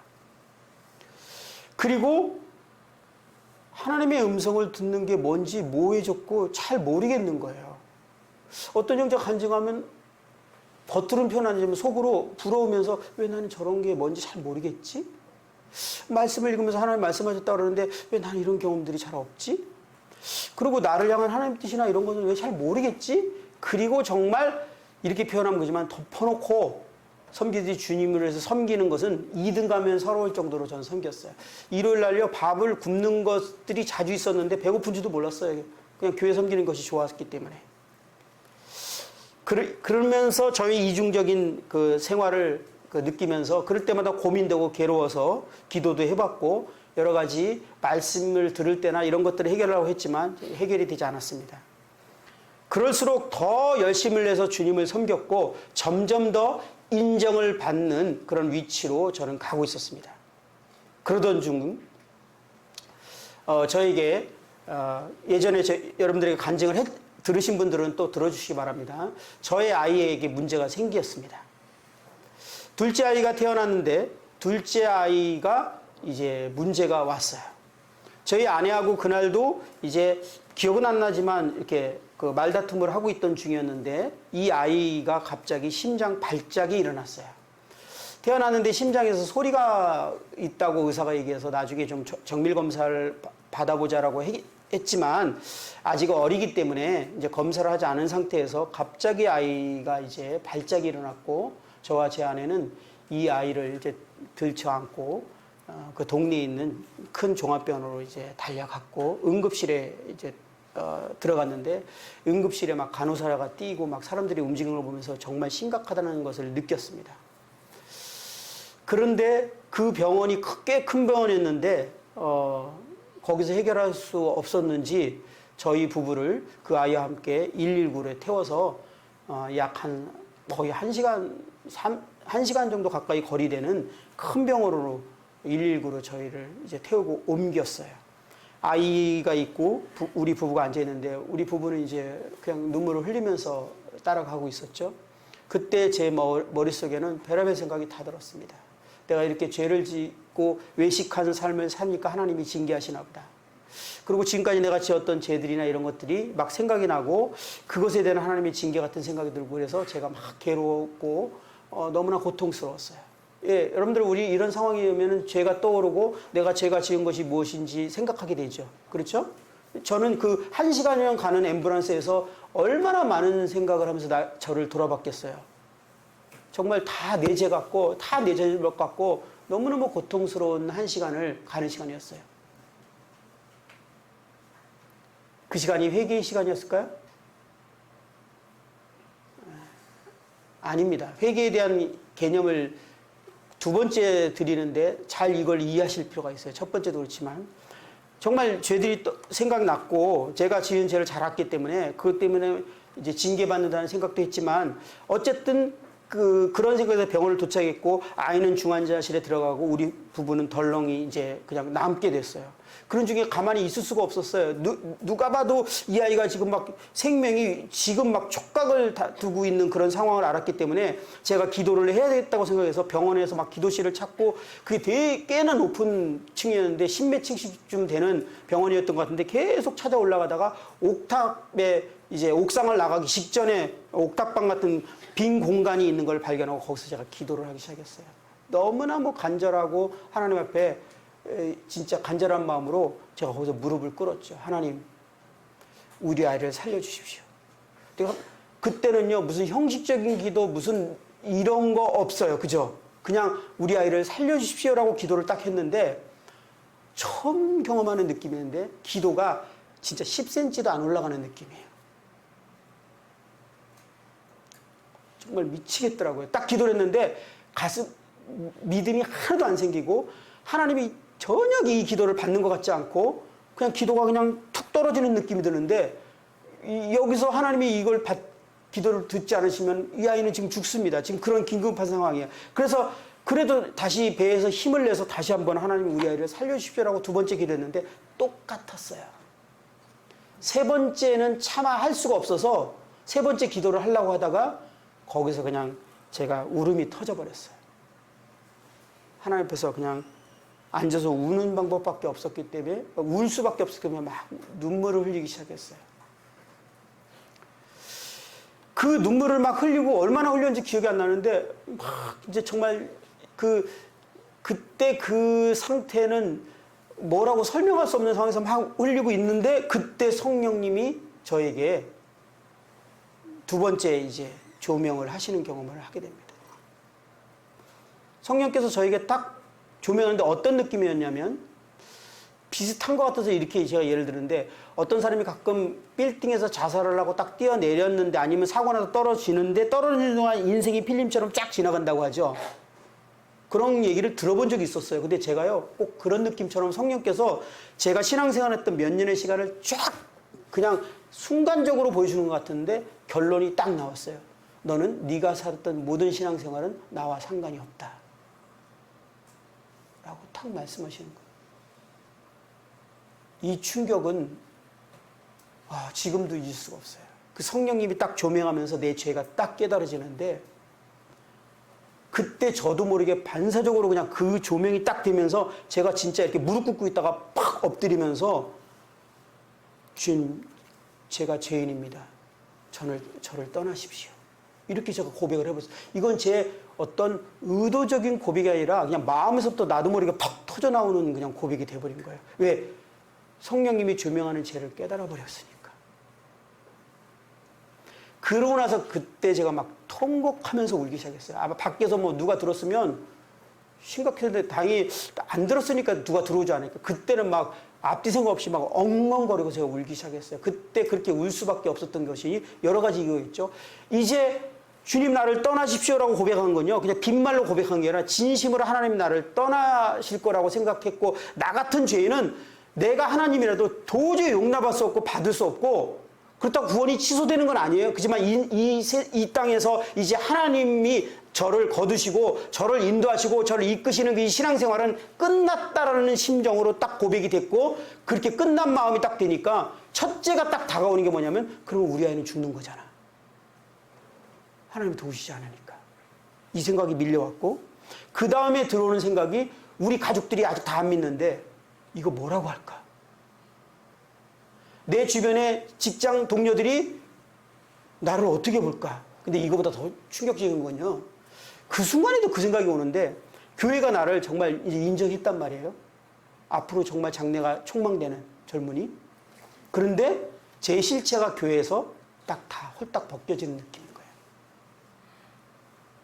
그게 순간적으로 막 오니까 사실은 그때 솔직히 여러분들에게 이런 단어 써서 죄송하지만 자살 외에는 다른 생각이 들지 않았어요. 이 자체를 그냥 견딜 수 있는 수준이 안 되니까 여기서 내려가면 저는 죽겠더라고요. 아니면 옥상으로 바로 가서 죽을 수도 있겠더라고요. 이게 감당이 안 되는 거예요. 성령님이 제 죄를 탁 조명하시는데 거기서 내가 그래서 막 통곡하고 울었던 거예요. 근데 거기서 아까 말씀드렸지만 다른 답이 없으니까 제가 어쩔 수 없이 하나님께 물었던 거예요. 하나님, 제가 하나님이라면 저 같은 자에게 다시 기회를 준다는 건 있을 수 없지만 하나님은 저하고 다르니까 제가 하나님께 한 번만 여쭤볼게요. 저에게 다시 기회를 줄 수 있습니까? 제 인생 다시 살고 싶습니다. 다시 살게 되면 제 인생은 하나님의 것입니다. 그렇게 기도를 드리고 저는 하나님이 저를 받으실 거라는 기대는 솔직히 말해서 정직하게 말해서 없었어요. 그렇지만 다른 방법이 없기 때문에 이거를 해보고 그 다음에 뭔가를 해야 될 거 아니에요, 제가. 그리고 말씀을 드리고 제가 무릎을 꿇고 주님이 뭐라고 말씀하신지 침묵을 제가 그게 1분이 지났는지 2분이 지났는지 5분이 지났는지 저는 기억은 안 나요. 침묵으로 가만히 주님이 말씀하신 걸 기다리고 있었는데 그때 주님이 내가 너에게 다시 기회를 줄게 안 줄게 이렇게 대답할 줄 알았는데 하나님이 전혀 제가 생각하지 못했던 말씀을 저에게 딱 주셨어요. 그런 너를 내가 사랑한다. 그런 너를 내가 사랑한다. 이 말씀이 저에게 딱 들리는데 제 울음이 더 커졌는데 울음이 바뀌어서 울기 시작했어요. 이런 나를 하나님이 사랑한다고? 처음 구원받았을 때 그 새벽에 그 기쁨하고는 비교도 안 되는 크기나 종류가 다른 기쁨이 제 안에 막 밀려오는데 이 하나님의 사랑이 내 마음에 이제 부어졌어요. 막 이 감사와 기쁨이 주체할 수 없는 거야. 이런 나를 사랑한다고? 왜? 전 성령님이 제가 어떤 자인지를 보여주셨어요. 다 알아버렸어요. 바닥까지 봐버렸어요. 구원받을 때 뿌리까지 썩은 것처럼 바닥을 봐버렸어요.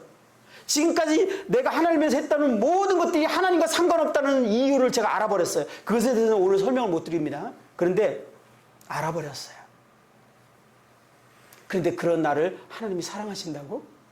제가요 울다가 예배를 드리기 시작했어요. 울다가 이 기쁨과 감사를 어떻게 표현해야 되는지 보고 배운 게 있어야지. 우리 모임에서는 예배잖아요. 구원받으면 예배 드리라고 하잖아요. 그래서 거기서 혼자 예배를 드리기 시작했어요. 떠오르는 예배 찬송가 막 불렀어요. 가사대로. 그리고 예배 한 곡, 찬송가 하나 부르고 감사기도 막 드렸어요. 그리고 또 찬송가 막 불렀어요. 그리고 한 3, 40분을 제가 예배 드렸나 봐요. 제 인생에서 진정한 예배를, 신령과 진정이라는 진짜 예배를 그때 드린 것 같아요. 처음으로. 제가 예배를 막 드리고 있는데 주님의 음성이 들렸어요. 무슨 음성이었냐면 내가 동주를 데려갈 건데 그래도 너 나를 계속 예배할 것이니? 이라고 묻는 음성이 딱 들리는 들었어요.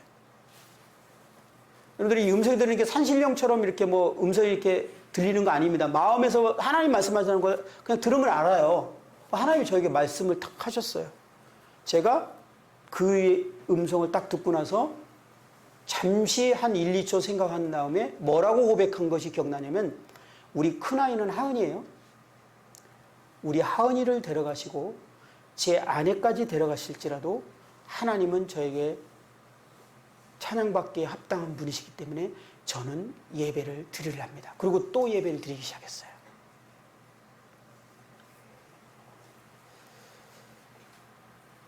그때 제가 예배를 드리면서 그 바울과 실라의 그 감옥 사건이 생각났어요.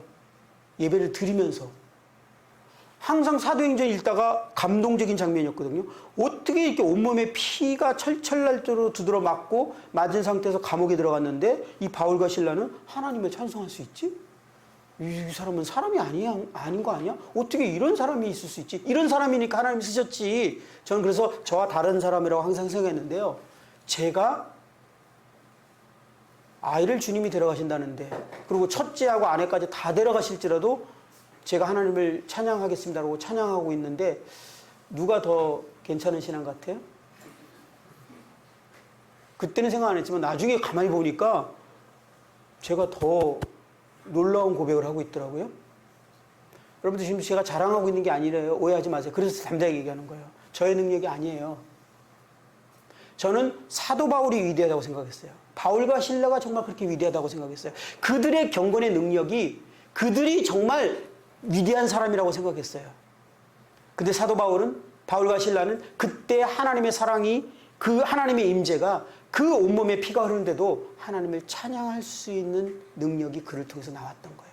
제가 하나님의 그 첫사랑이, 여러분들은 이 단어를 다시 말하면 내가 너를 사랑한다 했을 때 제가 회복된 게 무엇입니까? 하나님과의 처음 사랑이 회복된 거예요. 하나님의 처음 사랑이 다시 회복되면서 하나님이 내 마음속에 사랑이 부어지고 그분이 이제 나와 함께 한다라는 것이 딱 되는 순간 아이가 지금 세상을 떠나는데도 그것을 이길 수 있는 힘이 내 안에서 나온다는 게 저도 놀라웠어요. 그리스도의 신앙은 무엇입니까? 기도해서 환경을 바꾸는 것이 그리스도의 신앙인가요? 이런저런 것을 환경을 바꾸는 건가요? 그러면 제일 실패한 사람이 바울입니다. 세상에서 경험하지 못할, 경험해서는 안 되는 온갖 모진 고난은 다 받았어요. 바울이 기도했겠죠. 복음을 전하기 전에 기도 안 했겠습니까? 복음의 문을 열어두고 악한 세력들이 역사하지 못하도록 기도했겠죠. 음식이 다 떨어지면 사도 바울은 그냥 굶었을까요? 주님 피로를 채우시도록 기도했겠죠. 그런데 굶었단 말이에요. 강도를 만났다고요. 복음을 전하다가 매를 맞았단 말이에요. 그러면 사도 바울은 기도 응답을 못 받은 거잖아요. 그러면 신앙생활 실패한 건가요? 아니에요. 경건의 능력이 있었어, 그에게는. 그런 와중에도 하나님의 임재와 그분의 사랑이 그가 그 모든 것을 극복하고 오히려 하나님을 찬양할 수 있는 능력이 그에게 나온 거예요. 그것이 그리스도인의 능력이에요. 그것이 하나님과 관계 가운데 살아가는 사람의 하나님의 임재 가운데 살아가는 능력이거든요. 근데 제가요, 죄도 이길 수 없었고 아내조차도 사랑할 수 없었고 하나님의 음성을 듣기는커녕 정말 그냥 오직 덮어놓고 그냥 그래도 사람들에게 인정받기 위해서 교회에서 열심히 했던 이 경건의 모양은 있으나 경건의 능력은 결코 저에게 나타나지 않았던, 솔직히 제 개인적인 삶과 제 안에 있는 삶을 성도들이 봤다면 얼마나 충격을 받았을까요? 저런 형제가 교회에서 저렇게 열심히 하고 있었어? 우리 집안에서 아내와의 관계를 봤었다면 다 판단했을 것입니다. 그렇지만 교회에서는요, 저는 정말 괜찮은 형제였어요. 경건의 모양은 있으나 경건의 능력은 없는. 저는 알았어요. 오직하면 중간에 제가 제3한계 가서 여기를 뛰어내릴까 이렇게 생각한 적도 있어요. 내 삶이 너무 이중적인 게 싫으니까. 근데도 해결이 안 되는 거예요.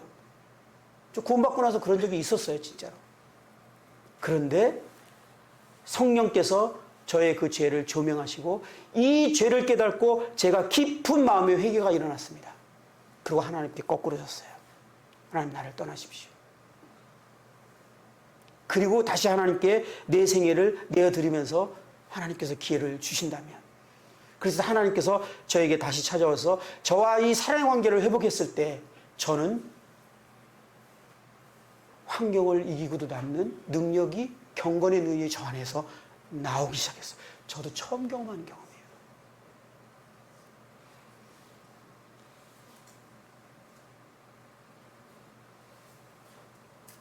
그리고 그 예배를 다 마치고 이제 너무나 만족과 평안한 상태에서 일어났습니다. 그리고 아내한테 이 얘기를 해야 되잖아요. 주님이 이제 데려가실 것 같다고. 그런데 그때 딱 의문이 생겼어요, 제가.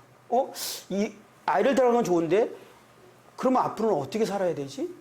이제는 내가 다시 살고 싶은데, 주님에서 다시 살고 싶은데 그 방법은 모르겠는 거예요. 그래서 다시 무릎을 꿇었어요. 그리고 하나님, 지금까지 사는 삶은 아니었습니다. 하나님과 관계없는 삶, 예, 맞습니다. 그런데 그럼 제가 어떻게 살아야 됩니까? 라는 질문을 했어요. 그때 하나님께서, 사람들이 제일 많이 기억하는 내용이더라고요. 네 마음의 양심에 이미 내가 말하고 있는 게 있잖아. 그렇게 말씀하신 것 같아서. 그래서 뭘까 이렇게 했더니 신호등 좀 시켜라. 우리 예배당하고 우리 집은 2차선 도로가 이렇게 있는데 차들이 잘 안 다니니까 신호등으로 가려면 저 밑으로 내려가서 이렇게 건너서 와야 되고 아니면 저 위로 가서 이렇게 가는데 귀찮잖아요. 그러니까 여기서 슉 넘어가면 바로 교회거든요. 그러니까 제가 이렇게 넘어가면서 가끔 이렇게 뭔가 탁탁 터치가 있었는데 무시했어요. 그냥 넘어갔어요. 근데 그날 주님께 내가 다시 신앙생활을 하기 위해서 어떻게 살기로 합니까? 저는요 아주 신앙의 근본적인 원리와 제 인생에서는 비장한 마음으로 하나님 뭘 말씀하시는지 그걸 순종하겠다는 마음으로 딱 물었던 거예요. 근데 하나님이 신호등 좀 지켜라 이렇게 얘기하니까 알긴 알게도 너무 그래서 내가 나도 모르게 하나님 이게 다예요. 내가 이렇게 얘기했어요. 그랬더니 하나님이 그때 뭐라 그러냐면 그거 지키면 다음 거 얘기해 줄게.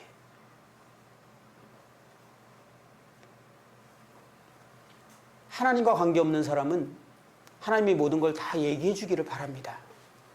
속 시원하게. 그리고 하나님을 위해서 뭔가를 합니다.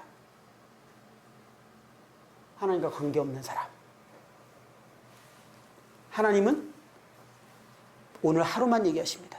한 가지만 얘기하십니다. 왜? 그래야 하나님과 동행하니까. 갈라디아서 5장 18절에 너희가 만일 성령의 인도하시는 바가 되면 율법 아래 있지 아니하리라 이 말씀이 있죠. 성령께서 말씀하시는 그것을 순종하는 것이 하나님이 원하시는 삶입니다. 저에게는 그 순간 지금 뭘로 순종하면 되죠? 신호등 지키는 것.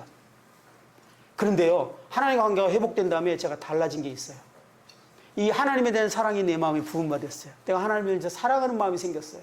하나님을 위해서는 무엇이든지 하고 싶은 그 마음이 생긴 거예요. 그래서 질문했는데 하나님이 신호등 지켜라. 그래서 이게 다예요. 근데 그거 지키면 다음 거 알려줄게. 제가 어떻게 했을까요? 목숨 걸고 신호등 지키기 시작했습니다. 신호등을 안 지키니 차라리 죽자라는 마음으로 신호등 지키기 시작했어요. 진짜 제 안에서 순종이 다시 시작됐어요. 그렇게 되지 않던 순종이 내 안에서 자원해서 시작했어요. 그때 하나님이 나에게 요구하는 건 신호등 지키는 것이었죠? 그죠? 그러면 하나님과의 저의 관계는 어땠을까요? 완벽했어요. 하나님 너무 좋았어요. 그러면 내가 그리스도인에서 모든 걸 다 잘했을까요?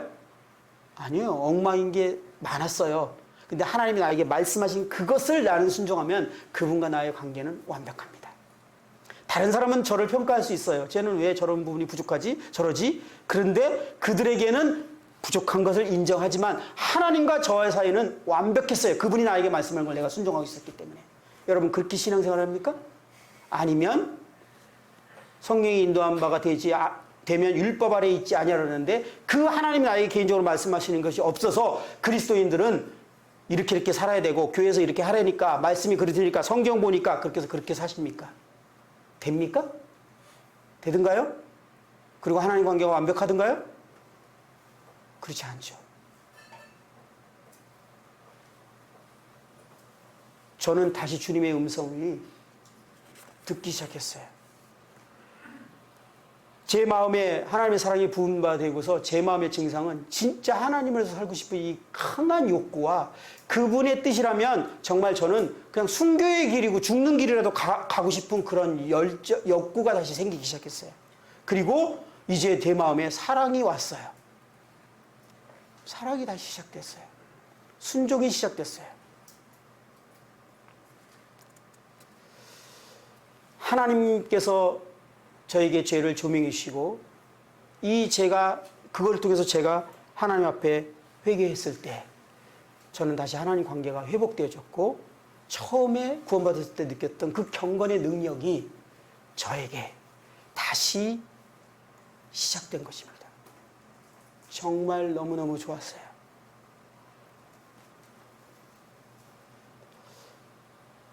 저는 이 경험을 통해서 저의 삶의 경건의 모양은 있으나 경건의 능력이 없는 이유를 알게 하셨습니다. 지금부터 잠깐 남은 시간 조금 남았는데요. 성령께서 보여주신 죄가 무엇인지를 말씀드리고 저에게 조명해 주셨던 성령님의 역사가 여러분들에도 이제 조명되기를 바라고 오늘과 내일은 그 내용을 좀 남은 시간을 좀 다룰까 합니다. 말씀 하나를 피고 한번 교제 잠깐 하고 마무리할까요? 마가복음 3장입니다.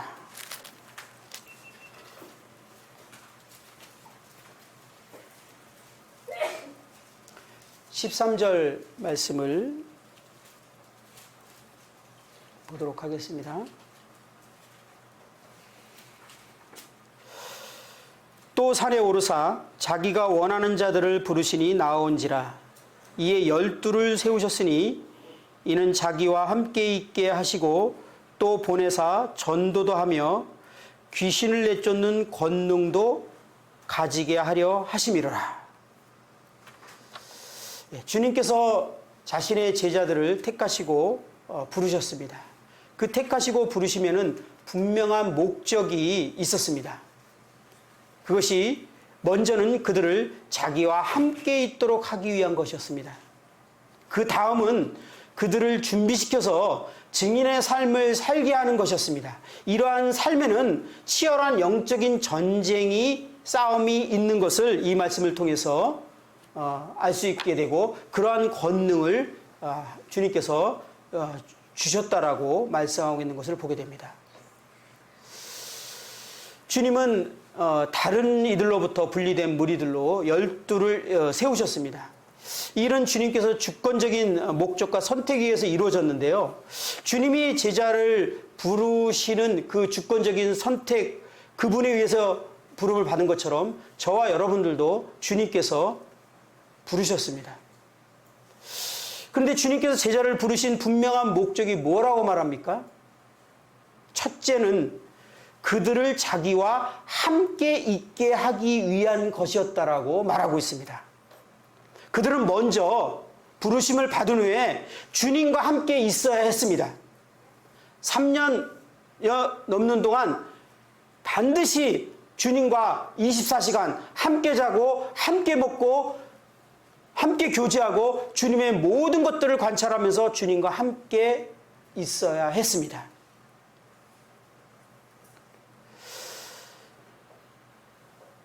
아까 찬양하면서도 그런 멘트들이 몇 번 나왔는데, 제자들이 그런 과정을 통해서 주님을 먼저 이제 그분을 바라보고 그분과 교제를 나누고 그분을 관찰하면서 그분을 알아가는 시간들이 이제 필요했습니다. 예수님께서 선택한 12제자들이 개개인적으로 보면 정말 세상에서 별볼이 없는 무능하고 능력이 없는 사람들로 구성되어 있다는 것을 우리는 잘 압니다. 능력이 없는 사람 수준이 아니라 정말 문제가 많은 사람이었다는 것이 저에게 엄청 위로가 됩니다. 여러분들 위로가 안 됩니까? 위로가 됩니다. 인격적인 면에서나 성경적인 지식 면에서나 사회적인 면에서나 평균 이하였습니다. 그 당시에요, 모든 랍비들은 다 제자들을 두었는데요, 랍비가 어떤 제자를 뒀느냐에 따라서 그 제자도 그 랍비도 평가를 받습니다. 뭐 음악하는 사람이나 그 예술하는 사람 똑같잖아요. 교수님들이 제자를 누구를 두냐에 따라서 그 교수도 인정을 받고 못 받고 하는 거잖아요. 그 때문에 그 당시에 랍비들이 제자 둘 때요 아주 신중했어요. 함부로 제자 뽑지 않고요. 그 랍비의 제자가 된다는 거는 쉽지 않은 일이었어요. 근데 그 당시에요, 초기에는 예수님이 모든 랍비 중에 인기 최고였습니다. 항상 수천 명, 수만 명씩 따라다녔잖아요. 그런 중에 뽑은 거거든요. 그들이 왜 따라다녔을까요? 혹시 말씀도 듣고 싶었지만 혹시 그 당시에 랍비들이 제자를 뽑을 때 어떻게 뽑았냐면 기본인데 5살 때 모세오경을 다 외워야 됩니다. 첫 번째 조건이에요. 창세기, 출애굽기, 레위기, 민수기, 신명기 다 외우는 거. 유대인들은 그렇게 했거든요. 5살 때 다 외웁니다, 벌써. 그리고 성경 완전히 그냥 다 통달하는 거예요. 그들 모아놓고 시험을 쳤어요. 그리고 시험 쳐서 뽑았어요. 근데 그런 분위기에서 예수님이 12명을 딱 뽑았는데, 이제 이해가 가십니까? 지금 어떤 상황이 된 건지? 상상을 초월한 제자들이 뽑힌 거예요.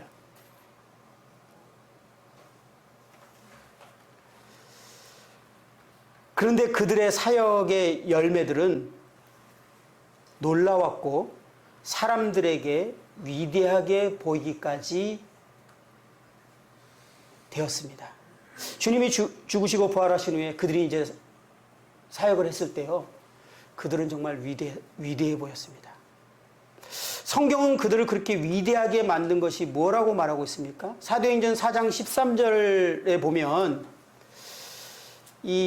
지금 베드로와 요한이 안진뱅이를 고치고 난 다음에 이제 공격을 받습니다. 거기에 대제사장 서기관들 그 당시에 내노라는 종교 지도자들 다 있는 앞에서 베드로가 설교를 하는 장면이거든요. 근데 그것이 끝나고 난 다음에 13절에 보면 베드로와 요한이 담대하게 말함을 보고 그들을 본래 학문이 없는 범인으로 알았다가 이상히 여기며 또 전에 예수와 함께 있었던 줄도 알고 라는 말씀이 있습니다. 여기 범인으로 알았다가는 흠정역은 무식한 사람들 이렇게 번역이 되어 있더라고요. 제가 찾아보니까. 표준 세번역은요, 보잘것없는 사람들 뭐 다 이렇게 번역이 되어 있어요. 흠정역이 제일 리얼한 것 같아요. 무식한 사람들. 이상히 여기며 라는 게 무슨 뜻이죠? 그들이 너무 위대하게 보인 거예요. 그들이 너무 놀라운 거예요. 안진뱅이를 고칠 뿐만 아니라 그들이 말씀을 전하는데 그 당시에 어떤 종교도 저렇게 놀랍게 말씀을 못 전하는 거예요. 근데 그들의 말씀을 전하는데 너무 놀라운 거예요. 그런데 그 이유가 무엇이라고 말하고 있습니까? 그 뒤에 이어지는 말씀. 전에 예수와 함께 있던 줄로 알고.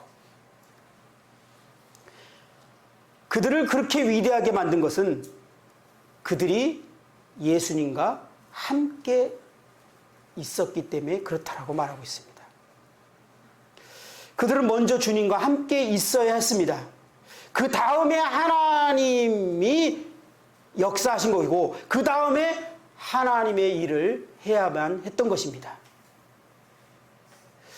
주님과 친절한 관계를 맺은 평범한 사람들을 통해서 오늘날도 하나님은 위대한 일을 할 수 있는데 그 전제 조건이 먼저 주님과 함께 하는 것이었습니다. 고린도전서 1장에 보면 그리스도인들이 어떤 사람들이 주로 그리스도인들이 됐다라고 써 있습니까?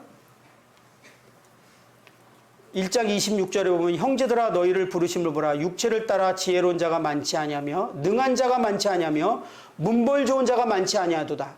그러나 하나님께서 세상에 미련한 것들을 택하사 지혜 있는 자들을 부끄럽게 하려 하시고 세상에 약한 것들을 택하사 강한 것들을 부끄럽게 하려 하시며 하나님께서 세상에 천한 것들과 멸시받는 것들과 없는 것들을 택하사 있는 것들을 폐하려 하시나니 이는 아무 육체라도 하나님 앞에서 자랑하지 못하게 하려 하심이라. 하나님이 능한 자, 문물 좋은 자를 원하지 않았음을 보게 됩니다. 하나님의 세상에 미련한 것들, 약한 것들, 천한 것들, 멸시받는 것들을 이런 것들을 원하시고 그런 사람들을 택하셨고 그런 사람들을 더 좋아하셨던 것을 보게 됩니다. 이유는 뭐라고 써 있습니까? 이유가 무엇입니까? 이사야 말씀에 보면 나는 여호와니 이는 내 이름이라 나는 내 영광을 다른 자에게 내 찬송을 우상에게 주지 아니하리라. 하나님께서요 자신의 피조물인 우리들에게 모든 것을 다 주실 수 있지만 결코 주실 수 없는 것이 한 가지 있습니다. 그것이 뭐냐면 자신의 영광.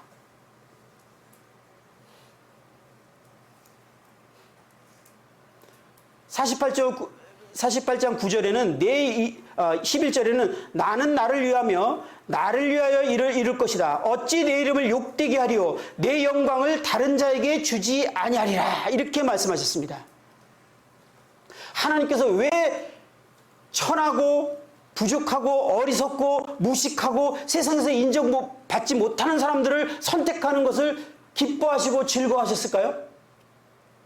이 말씀대로 의하면 여기 계신 분들이 진정으로 구원받은 사람들이 모여있는 곳이라면 제가 잘은 모르지만 세상에서는 별로 별 볼일 없는 사람들이 모여있어야 정상이죠? 그렇죠? 그런 거 맞습니까?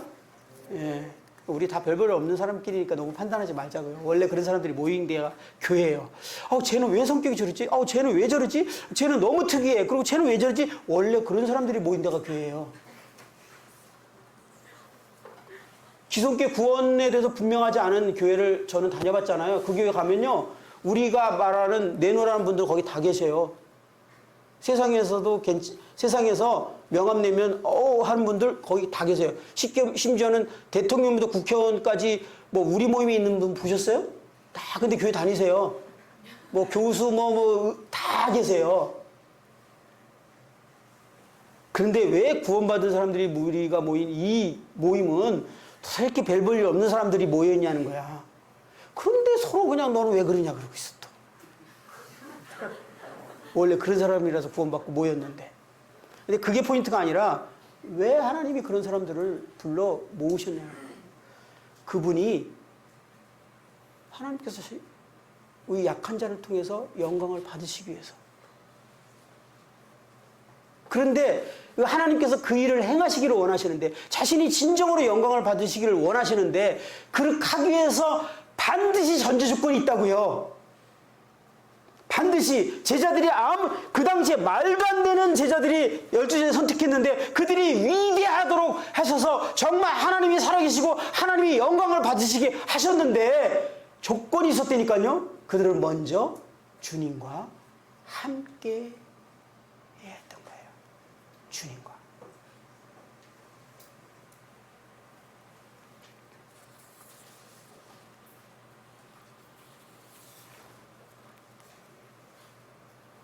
사도 바울이 고린도서 12장 19절에 보면 나에게 이르기를 내 은혜가 내게 족하도다. 이는 내 능력이 약한 데서 온전하여짐이라 하신지라. 그러므로 도리어 크게 기뻐함으로 나의 여러 약한 것들에 대하여 자랑하리니 이는 그리스도의 능력이 내게 머물게 하려 함이라. 그러므로 내가 그리스도를 위하여 약한 것들과 능력과 궁핍과 박해와 공고를 기뻐하노니 이는 내가 약한 그때에 강함이라. 이렇게 말하고 있습니다. 바울은요, 결국은 이 비밀을 알았어요. 제가 구원받고 나서 주님께 열심을 드릴 때 제가 이 비밀을 진짜 몰랐던 것 같아요. 몰랐습니다. 저는 제 자신을 강화하고 정말 훈련시키고 잘 만들어서 주님을 위해서 정말 살고 싶었어요. 그러느라고 주님과 함께 하지 못했습니다. 그리고 이제 내일 이 부분들을 말씀드리겠지만 우리가 정말 주님과 함께 동행해서 그분이 우리를 통해서 그분의 일을 하시는 데 있어서 결정적으로 우리가 그것을 하지 못하는 깊은 뿌리에 우리의 죄들이 있다는 사실을 주님께서 이 우리 아이의 사건을 통해서 저에게 조명했을 때 그 죄가 무엇인지를 제가 깨닫게 됐어요.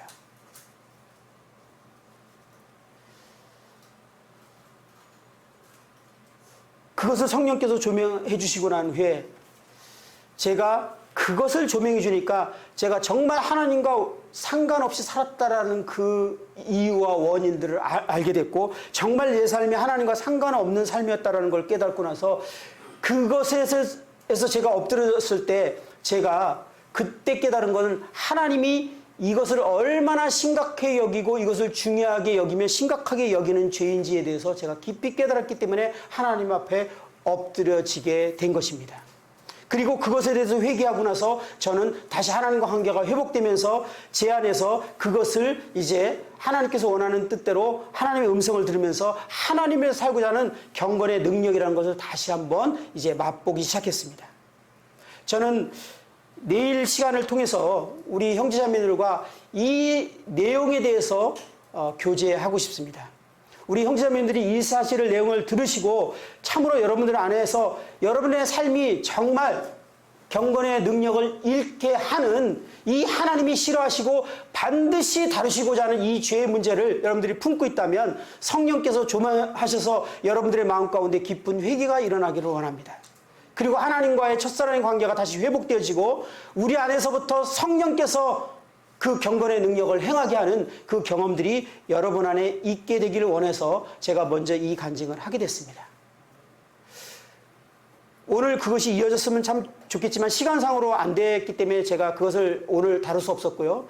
성령께서 저에게 조명해 주신 그 내용이 무엇인지에 대해서 내일 우리 형제자매님과 나누게 되면서 사실은 이것은 저의 문제만이 아니라는 것을 나중에 알게 되었습니다. 우리 그리스도인들이 갖고 있는 이 경건의 능력을 잃어버리게 하는 근본적인 문제들에 대해서 성령님께서 우리들에게 조명하셔서 그 죄에 대해서 우리가 돌이키고 하나님과 다시 관계를 회복하고 우리 안에서부터 성령님이 다시 역사하시고 말씀하시고 일하시는 경험들이 우리 안에 일어나기를 바라는 마음으로 먼저 저의 실패 간증을 오늘은 드렸습니다. 내일은 이 내용을 통해서 우리 형제자매님들에게 그 성령께서 여러분들의 마음을 만져주시고 혹 처음 제 소원은 그럽니다. 기도의 소원은 생명을 얻는 회개도 경험하지 못한 분이 이곳에 혹 계시다면 내일 말씀을 통해서 정말 생명을 얻는 회개를 얻게 되기를 원합니다. 그리고 여러분들이 실질적으로 경건의 모양은 있지만 경건의 능력이 없이 하나님과 관계없는 삶을 살았다면 이 말씀을 통해서 여러분들의 하나님과 관계가 회복되기를 바라는 소원이 있습니다. 그런 마음으로 저도 기도하고 자겠습니다. 여러분들도 바쁜 스케줄이 있겠지만 내일 그 말씀을 통해서 이곳 가운데 하나님이 역사하시기 위해서 함께 기도하시고 주무시고 내일 그 말씀의 교제를 통해서 하나님이 우리에게 전하시고자 하는 말씀이 전해지기를 바랍니다. 제가 좀 더 말씀을 전하는데 시간이 너무너무 지나가면서 이 정도에서 마치는 것이 좋겠다 그래서 오늘은 제가 급하게 마무리하지만 오늘 전하지 못한 내용을 내일 마저 전하도록 하겠습니다. 오늘 이것으로 마치도록 하겠습니다.